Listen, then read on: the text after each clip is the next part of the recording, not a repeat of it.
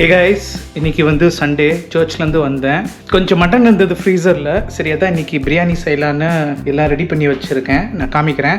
Counter கொஞ்சம் கச்சாமுச்சான் தான் இருக்குது. பட் நான் யூஸ்வலாக எப்பயுமே க்ளீன் பண்ணிவிடுவேன். சமைச்சு முடிச்ச உடனே எல்லாம் சமைக்கும் போதே க்ளீன் பண்ணுவேன். நான் காமிக்கிறேன் உங்களுக்கு. இது ஆனியன், மல்லி இலை, இது வந்து புதினா இலை, டொமேட்டோ, காஞ்ச மிளகா பேஸ்ட். இது இன்ஸ்டாகிராமில் வந்து ஒரு I saw a reel which it's a recipe for chicken biryani, but I think it will work for mutton biryani as well. So that's what I'm going to do today, make biryani. And usually biryani செஞ்சனா ஒரு 3-4 டேஸ்க்கு அதான் எனக்கு வந்து lunch dinner எல்லாமே. So கொஞ்சம் நிறைய quantity வேறு செய்கிறேன். So yeah, let's get into it.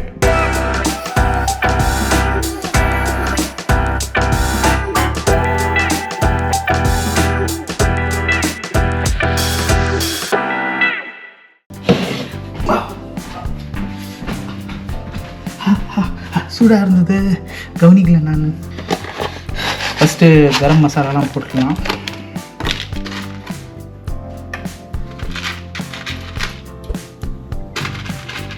Cinnamon stick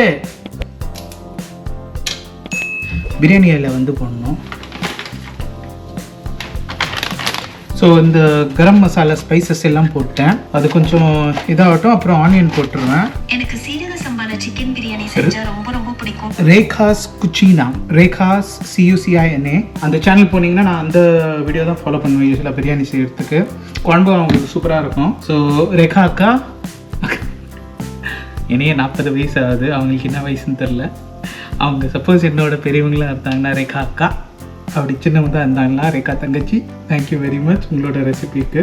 okay, so whole spices இதாவது நான் ஆனியன் ஆட் பண்ணிடுறேன். ஆனியன் வந்து கோல்டன் ப்ரௌன் ஆகிற வரைக்கும் இது பண்ணோம் அப்படின்னு நான் சொல்லலை, ரேகா அக்கா தான் சொன்னாங்க. ஸோ நானும் வந்து கோல்டன் ஆகிற வரைக்கும் இது பண்ண போகிறேன். ஆக்சுவலி இது கிளறும் போது நம்மளுக்கு எப்படா கோல்டன் ப்ரௌன் ஆகும்னு யோசிப்போம். பட் அது ரொம்ப நேரம் கிளறிட்டே இருக்கணும். அப்பப்போ நான் ரெசிபி வேறு செக் பண்ண எல்லாம் மறந்துடுவேன். ஏன்னா இந்த ஜிஞ்சர் கார்லிக் பேஸ்ட் வந்து இப்போ போடணுமா, அது கோல்டன் ப்ரௌன் ஆகிட்டு அப்புறம் போடணுமான்னு தெரியல. பட் ஓகே, இது கொஞ்சம் இதாகும். ஸோ ஃபஸ்ட்டு ஆனியன் கொஞ்சம் சாஃப்ட் ஆகும். அப்புறம் ஆக்சுவலி ரொம்ப நேரம் அது வந்து கோல்டன் ப்ரௌன் ஆகிறதுக்கு நான் ஃபஸ்ட்லாம் வந்து ரொம்ப ரொம்ப அவசரப்பட்டு நான் டக்குன்னு இல்லை, அது கோல்டன் ப்ரௌன் ஆகுற வரைக்கும் விட மாட்டேன். பட் அப்பேரண்ட்லி எல்லா பிரியாணிலையும் வந்து அது கோல்டன் ப்ரௌன் ஆகுற வரைக்கும் கிளற சொல்லுவாங்க. ஏன்னு தெரியல. யூஸ்வலாக ரெசிபி ஃபாலோ பண்ணால் அது கொஞ்சம் கரெக்டாக வரும். அதே மாதிரி நான் வந்து ஜபார் பாய் பிரியாணி அவரோட வீடியோஸ்லாம் ரொம்ப ஃபாலோ பண்ணுவேன், ரொம்ப பார்ப்பேன். அவர்தான் நல்லா இருக்கும். அவர் ஷெஃப் கிடையாது, குக்கு கிடையாது, அவர் வந்து கெமிஸ்ட். ஏன்னா அவர் வந்து கரெக்டாக மெஷர்மெண்ட்லாம் பக்காவாக சொல்லுவார். ஆனால் அதுவும் சொல்லுவார், மெஷர்மெண்ட்லாம் கரெக்டாக ஃபாலோ பண்ணிங்கன்னா கரெக்டாக வரும். ஸோ ஐபால் பண்ண முடியாது, இவ்வளோதான். அவர் வந்து 2.45 கிராம்ஸ் அப்படி சொல்லுவார். நான் எங்கள் 2.45 கிராம்ஸ்க்குலாம் போட்டு அப்புறம் 650 கிராம்ஸ் அப்படி சொல்லுவார். அதுவும் வந்து எனக்கு செட் ஆகாது. நான் கொஞ்சம் ஐபால் பண்ணுவேன். ஐபால் இந்த சென்ஸ் கொஞ்சம் மேலே கீழே ஆனாலும் பரவாயில்ல. பட் அவர் சொல்கிறது கரெக்ட் தான். ஜவர் பாய் பிரியாணியும் நான் செஞ்சுருக்கேன், அதுவும் நல்லா வந்திருக்கு. அவரோட கத்திரிக்காவும் நான் வந்து ட்ரை பண்ணியிருக்கேன், அதுவும் செஞ்சுருக்கேன், அதுவும் நல்லா வந்திருக்கு. பட் இவங்க ரேகாஸ் குச்சினா வந்து அவங்க நிறைய பேச்சுலர்ஸ்க்குலாம் வந்து கொஞ்சம் ஈஸியாக சமைக்கிற மாதிரி, சிம்பிளாக சமைக்கிறாங்க. அவங்களாம் ரேகாஸா சமையல் வித் ஷேரன்னு ஒரு சேனல் இருக்கு. ஆக்சுவலி நான் கன்ஃபியூஸ் ஆகிறேன். பட் ஓகே, சமையல் வித் ஷேரன்லேயும் நிறைய ரெசிபிஸ் இருக்கு, காமிக்கிறேன். இன்னும் பொன்னிறம் ஆகலை. இது வந்து நல்லா லைக் கோல்டன் ப்ரௌன் ஆகணும். எனக்கு வந்து கொஞ்சம் பிரியாணிலாம் கொஞ்சம் வந்து அது கொஞ்சம் ஆயிலியாக இருந்தால் தான் பிடிக்கும். ஸோ நான் எப்பயுமே கொஞ்சம் நிறைய ஆயில் தான் சேர்ப்பேன், ஆயில் அண்ட் கீ. இங்கேருந்து ஒரு 1 hour டிஸ்டன்ஸில் வந்து லண்டன்னு ஒரு ஊர். அந்த ஸ்டோர் வந்து அந்த சிட்டியில் வந்து நிறைய சவுத் இந்தியன் ரெஸ்டாரண்ட்லாம் இருக்குது. நான் போனதில்லை, பட் ஐ ஹர்ட் அங்கேயும் கொஞ்சம் நல்லா இருக்கும். அப்படி இல்லைன்னா நம்ம வந்து மினி தமிழ்நாடு ஸ்கார்பரோன்னு ஒரு ஊருக்கு, அங்கே நிறையா தமிழ், ரொம்ப நிறைய தமிழ் ஆளுங்க இருப்பாங்க. மோஸ்ட்லி ஸ்ரீலங்கன் தமிழ்ஸ் அங்கே நிறையா இருப்பாங்க. அண்ட் நம்ம ஊர் தமிழ் ஆளுங்களும் நிறைய பேர் இருப்பாங்க. அங்கே போனீங்கன்னா you will get everything. Ambur biryani, Jabbar Bhai biryani அங்கே திறந்துட்டாங்க. ஒரு ஃபேமஸ் பிரியாணி அங்கே நான் அடிக்கடி போவேன், அது பேர் என்னது, அஞ்சப்பர். அஞ்சப்பறம் அங்கே இருக்குது. அப்புறம் அம்மாஸ் மெஸ் மிஸ்ஸஸ் அதான் இருக்குது. பட் ஸோ நிறைய தமிழ் ஆளுங்கள்லாம் வந்து போனாங்கன்னா அங்கே வந்து போய் கொஞ்சம் செட்டில் ஆவாங்க. இப்படி மிஸ் ஹோம் அங்கே வந்து நம்ம ஊர் பிரியாணி டேஸ்ட் அப்படியே கொண்டு வந்துடுவாங்க. ஸோ ஆப்ஷன் இருக்குது. ஐ மீன் கொஞ்சம் ட்ராவல் பண்ணி போகணும், ஊருக்கு தான் போய் சாப்பிட்ணும் அப்படி கிடையாது. ஓகே, இது கொஞ்சம் கோல்டன் ப்ரௌன் ஆகுது. நான் மறந்துட்டேன். அடுத்த ஸ்டெப் வந்து ஜிஞ்சர் கார்லிக் பேஸ்ட் தான் நினைக்கிறேன். பார்க்கலாம். இஞ்சி பூண்டு பேஸ்ட்டு, அதுக்கப்புறம் அந்த அரைச்சி வச்ச பேஸ்ட்டு, மல்லி, புதினா, தக்காளி, அது வரைக்கும் மைண்டில் எடுத்துட்டேன். ஓகே, இது வந்து கொஞ்சம் கோல்டன் ப்ரௌன் ஆகல, பட் நல்லா கொஞ்சம் குக் ஆகிடுச்சு. இதுக்கு மேலே பண்ணனா தீஞ்சிடும். இஞ்சி பூண்டு பேஸ்ட் நான் எப்பயுமே இப்படி தான் நான் வந்து செய்வேன். எனக்கு இது மாதிரி செஞ்சால் தான் தெரியல, எனக்கு எப்பயுமே கொஞ்சம் டேஸ்ட் டிஃப்ரென்ஸ். மிக்சியில் அடித்தா அந்த டேஸ்ட் வராது. கொஞ்சம் அதில் ஓல்ட் ஸ்கூல் தான் நான். என்னோட இந்த ஸ்டவ் வந்து எலக்ட்ரிக் ஸ்டவ். ஸோ அந்த இண்டக்ஷன் குக்கிங் மாதிரி ஹாட் பிளேட். ஸோ இந்த ஹீட் வந்து கொஞ்சம் அவ்வளோவா கரெக்டாக கேஜ் பண்ண முடியாது. ஸோ எப்பயுமே நான் கொஞ்சம் ஹை லோ பண்ணி தான் வைப்பேன். ஓகே, இஞ்சி பூண்டு போட்டாச்சு. கொஞ்சம் ஆயில் நிறையா தான் சேர்த்துட்டேன்னு நினைக்கிறேன். நானும் யோசிப்பேன், என்னடா தொப்பை குறையவே மாட்டேங்குது தெரியும், எனக்கு தொப்பை குறையவே மாட்டேங்குது அப்படின்னு. இது மாதிரி பண்ணி மாதிரி சாப்பிட்டா அப்புறம் பண்ணி மாதிரின்னு சொல்லக்கூடாது. இப்படி சாப்பிட்டா அப்புறம் வந்து எப்படி தொப்பெல்லாம் குறையும். ஆனால் ஜிம்க்கெலாம் போகிறேன், விட்டேன் நான். எனக்கு ஃப்ளாட் ஸ்டமக் தேவையில்லை. அந்த 6 பேக்லாம் நான் எதிர்பார்க்க மாட்டேன். அதுக்குன்னு ரொம்ப ஓவராக வந்து அப்படியே வெளில தொந்தி மாதிரி தொங்குறது எனக்கு வந்து பிடிக்காது. ஸோ ஓரளவுக்கு இருந்தால் ஓகே. ஓகே, இப்போ அந்த ரெட் சில்லி பேஸ்ட்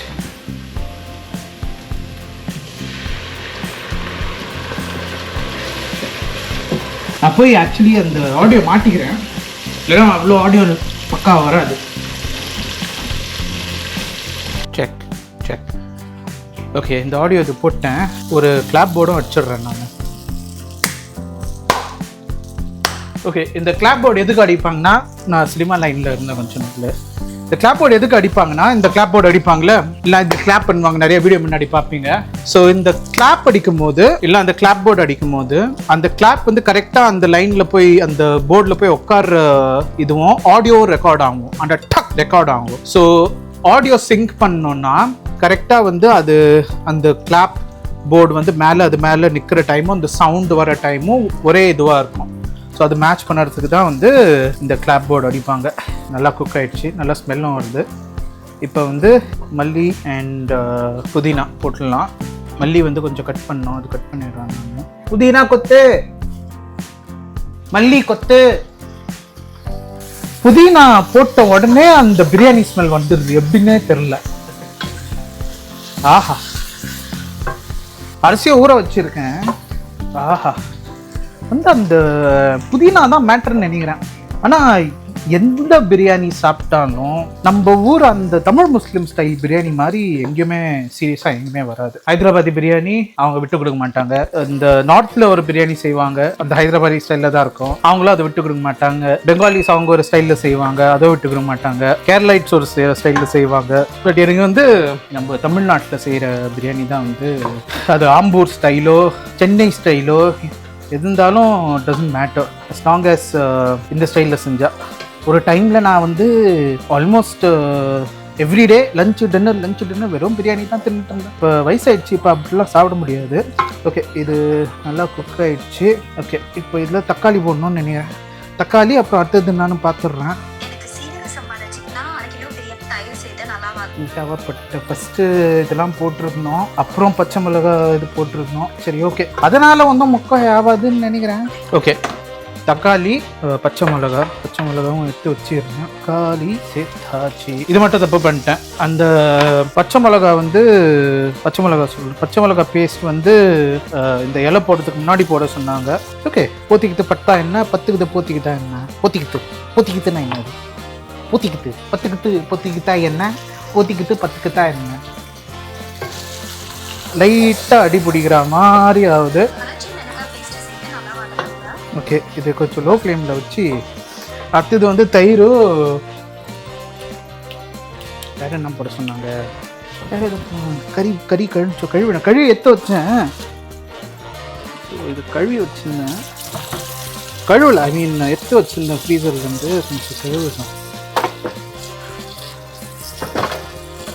கறி வாஷ் பண்ணியாச்சு. இப்போ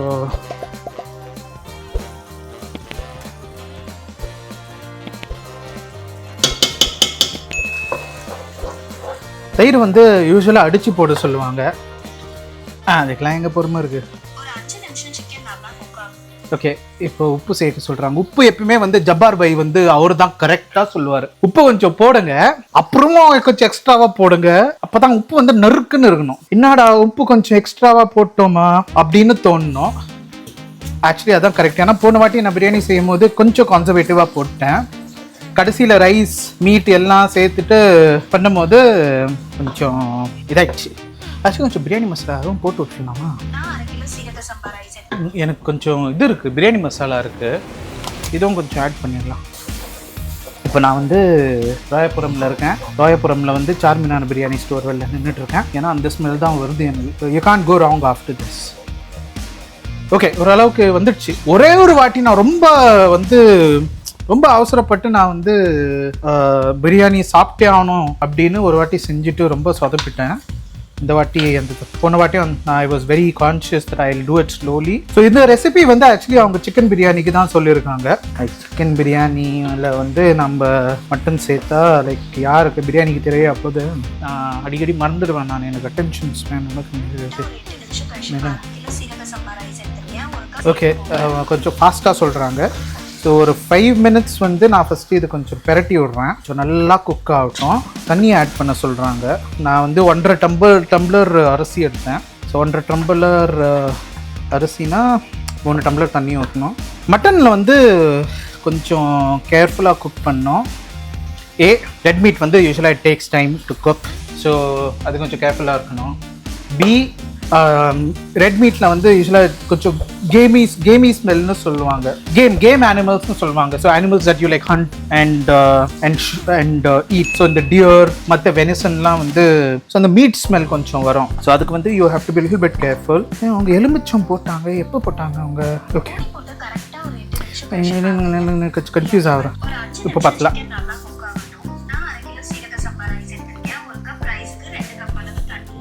ஊற வச்ச தண்ணிக்கு நான் எங்கே போனேன். ஸோ மீட் வந்து கொஞ்சம் குக் ஆகிடுச்சின்னு நினைக்கிறேன். அது ஆக்சுவலி மெயினாக தம்மில் தான் குக் ஆகும். ஸோ தம் போடும்போது ஹோப்ஃபுல்லி ஃபுல்லாக குக் ஆகிடும்னு நினைக்கிறேன். ஓகே, ஸோ இது ஓகே, தண்ணி ஆட் பண்ணிடலாம்னு நினைக்கிறேன். உப்பு பார்த்துடலாம். நொறுக்குன்னு இருக்குது ஜப்பார் பாய். எந்த அளவுக்கு வந்துருக்குன்னு காமிக்கிறேன். ஸோ கொஞ்சம் டார்க்காக இருக்குது, நல்ல கலர். இது வந்து இப்போ கொஞ்சம் தண்ணி சேர்த்துடலாம். இந்த டம்ளரில் தான் வந்து ரைஸ் 1.5 கப்பு போட்டேன். ஸோ 3 கப்பு தண்ணி ஊற்றணும்.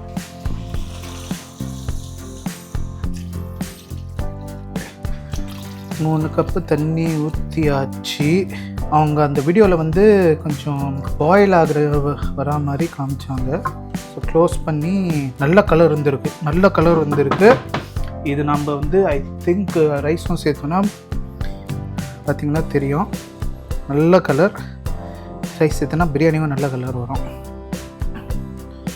ஓகே, ஸோ இது வந்து கொஞ்சம் பாயில் ஆகுற வரைக்கும் கொஞ்சம் இங்கே கச்சாம்புச்சான்னு இருக்கிறதுலாம் கொஞ்சம் கிளியர் பண்ணிடலாம்.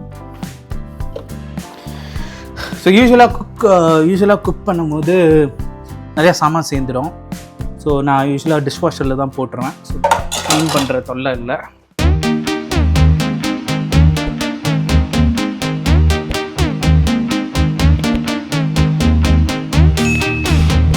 இது வந்து தமிழில் என்ன சொல்லுவாங்க தெரியல, ஹிந்தியில் வந்து சிம்டின்னு சொல்லுவாங்க. சிம்டி.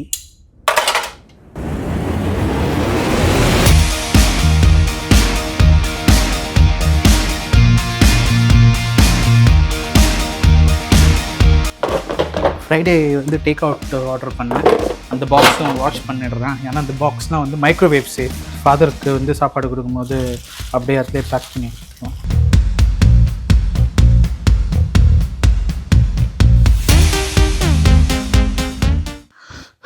ஓகே, ரைஸ் கொஞ்சம் கொதிக்க ஆரம்பிச்சிச்சு. ரைஸ் இல்லை, தண்ணி கொஞ்சம் கொதிக்க ஆரம்பிச்சிருச்சு. ஓகே, இப்போ கொதிக்குது. இப்போ வந்து ரைஸ் உள்ளார போட சொன்னாங்க அக்கா.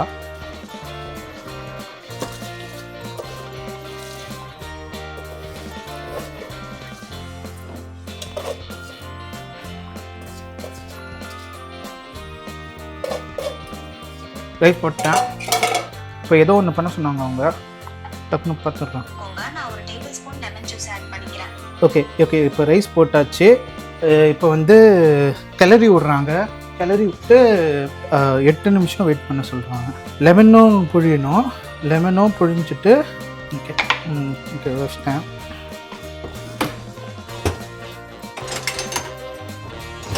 ஓகே, லெமனும் ஒன்று புழிஞ்சு போட்டுடலாம். க்ளோஸ் பண்ணி கரெக்டாக 8 நிமிஷம் கழிச்சு என்ன ஆகுதுன்னு பார்க்கலாம்.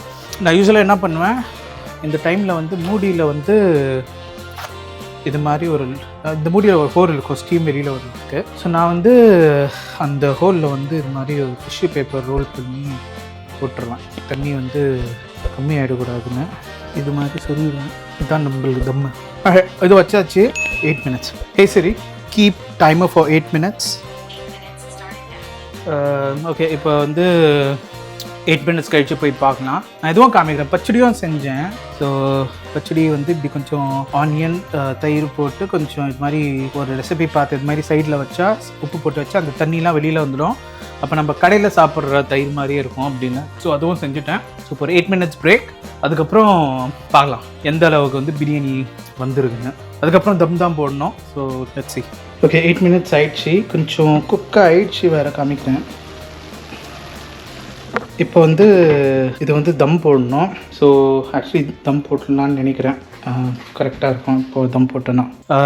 ஆக்சுவலி குக் ஆகிடுச்சு. இப்போ இதில் லோ செட்டிங்கில் வச்சுட்டு நான் வந்து ஒரு பெரிய அகலம் ஒரு பேன் இருக்குது, ஒரு காஸ்டன், அது வச்சுட்டு தம் போட்டுடலாம். இதுதான் அந்த பேன். இதில் இவரை வச்சுட்டு 20 minutes தம் போட விடணும். இதை வச்சுட்டு யூஸ்வலாக இது மேலே இந்த கொஞ்சம் வெயிட்க்கு வந்து இவரை இப்படி லைட்டாக இப்படி பண்ணி வச்சுட்டா அது வந்து அந்த ஹீட்டில் வந்து தம் ஆகும். எனக்கு வந்து only thing that I'm concerned about is அந்த மீட் வந்து கொஞ்சம் நல்லா குக் ஆகணும். மட்டன் யூஸ்வலாக கொஞ்சம் டைம் எடுக்கும், சிக்கன் மாதிரி கிடையாது. ஸோ ஒரு 20 minutes அந்த லோ இதுலேயே வந்து இது நடக்கட்டும். 20 minutes கழிச்சு ரைஸ் மட்டும் பார்க்கலாம். ரொம்ப கொஞ்சம் தண்ணியாக இருந்துச்சுன்னா இன்னும் கொஞ்சம் நேரம் தம் ஆகட்டும். அவ்வளோதான், பிரியாணி ரெடி. எவ்வளோ நேரம் ஆச்சு? 1 hour தான் ஆச்சு. ஃபஸ்ட்லாம் நான் 2 hours ஆகும் எனக்கு பிரியாணிலாம் செய்கிறதுக்கு. இப்போ கரெக்டாக ஒரு 1 hourல வந்து ஃப்ரம் ப்ரெப் பண்ணி ரெடி பண்ணி எல்லாமே பண்ணுறதுக்கு ஒரு 1 hour ஆகிருக்கு. அவ்வளோதான், பிரியாணி வந்து அடுத்த 3-4 daysக்கு வந்து இதான் நம்மளுக்கு வந்து லஞ்சு டின்னரு எல்லாமே. ஆக்சுவலி பிரியாணி ரெடி ஆகிடுச்சு. தம்லாம் போட்டு காமிக்கிறேன். பிரியாணி டீசெண்டாக வந்திருக்கு. ஆக்சுவலி கொஞ்சம் கிளறியும் விட்றேன். அப்படியே வந்து அழகாக குச்சி குச்சியாக நிற்குது. ஃபஸ்ட்டு கிளறல்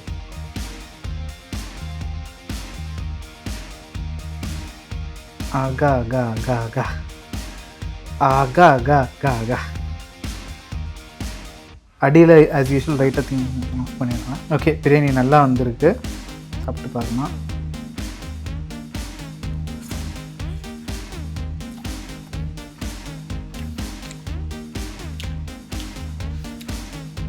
என்னாலே நம்ப முடியல. அப்படியே கண்ணெலாம் கலங்குது லைட்டாக. அவ்வளோ அருமையாக இருக்குது. மீட் அவ்வளோ சூப்பராக குக் ஆகிருக்கு. Very happy. சரி, அவ்வளோதான், பிரியாணி ரெடி. பிளேட்டில் போட்டு பச்சடி வச்சு தம்ஸ் அப் இருக்குது. தம்ஸ் அப்பும் அடிக்கிறோம், ஜாலியாக சாப்பிட்றோம்.